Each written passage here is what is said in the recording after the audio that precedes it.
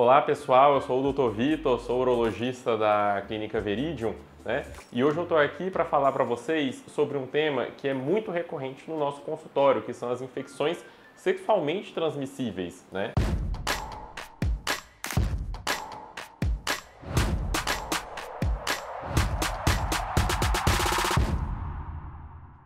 Então a gente passou recentemente pelo Novembro Azul, quando muitos homens procuraram o urologista, homens talvez de uma idade ali de meia idade para uma idade mais avançada, querendo procurar o rastreio para o câncer de próstata, mas a gente não deve esquecer que mesmo os homens mais jovens devem estar procurando o urologista com frequência, porque são justamente aquela população sexualmente ativa e que estão mais sujeitos, inclusive, às infecções sexualmente transmissíveis que, assim como o câncer de próstata, podem acarretar diversas consequências negativas para a saúde do homem, né? Então é interessante que, mesmo que você não tenha os sintomas, né, que caracterizam as infecções, que compareça ao urologista para receber as orientações específicas para o seu caso, específicas para o seu hábito sexual, e para que você possa ter uma prevenção aí continuada. Mas se você já tem os sintomas, é interessante conhecê-los, né? Então, hoje em dia, as infecções sexualmente transmissíveis são divididas em síndromes. Nós temos muitos pacientes que procuram o consultório, por exemplo, com uma vermelhidão peniana, né? Se você vem apresentando esse tipo de vermelhidão, ou então um pênis que coça bastante ao longo do dia, talvez ali com a presença de alguma secreção esbranquiçada, também deve estar procurando o urologista, porque isso pode se tratar não necessariamente de uma infecção sexualmente transmissível, mas, por exemplo, de uma candidíase, uma balanopostite, né, que também pode gerar ali consequências nefastas para o seu dia a dia, como a coceira, a vermelhidão e esse tipo de coisa. Passando para as infecções sexualmente transmissíveis, né, temos, por exemplo, as úlceras genitais, que são as famosas feridas genitais, que devem ser avaliadas em consultório de uma forma personalizada para que a gente possa chegar ao diagnóstico preciso e propor o tratamento com antibióticos. Também temos os corrimentos, né, que são quando a pessoa tem uma descarga ali de secreção pela uretra, geralmente uma secreção esbranquiçada, mal cheirosa, que pode estar ali denotando a possibilidade de uma infecção por gonorreia, uma infecção por clamídia, que também devem ser identificadas e tratadas, porque elas podem ter inclusive uma progressão para sintomas sistêmicos, às vezes até uma evolução para uma infecção do próprio testículo, que pode estar gerando aí um déficit de produção hormonal no futuro. Outro tema importante dentro das infecções sexualmente transmissíveis são as verrugas genitais, que têm uma grande importância de saúde pública, geralmente no caso da mulher, porque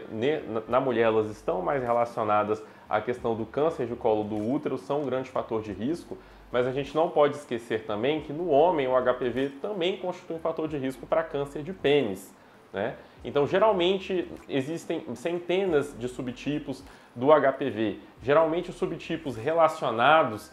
à verruga genital não são os subtipos mais oncogênicos, mas o fato do homem em idade jovem apresentar uma verruga genital pode significar que ele também tenha uma infecção compartilhada com outros subtipos que podem ser oncogênicos, que podem estar gerando câncer, tanto no homem quanto na mulher. Então,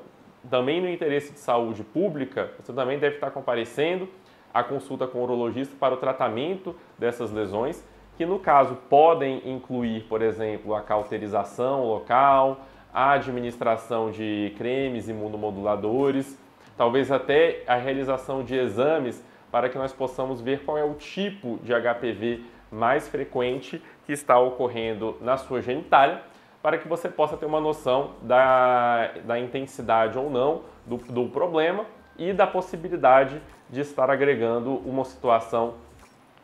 mais grave com a geração do câncer do colo do útero na sua parceira, por exemplo. Hoje em dia, muitas infecções sexualmente transmissíveis podem ser prevenidas com passos simples que vão além do uso do preservativo. O uso do preservativo continua sendo essencial, mas hoje nós já temos, por exemplo, a possibilidade de administração de medicamentos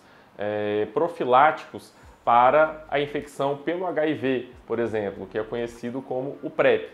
mas nós não podemos nos esquecer que o uso do preservativo continua essencial, porque mesmo que nós tenhamos uma possibilidade de proteção contra o HIV com o uso dessas medicações, nós ainda temos a possibilidade de infecção por esses outros agentes, que são as bactérias e os fungos, por exemplo, dentre os quais a própria sífilis, que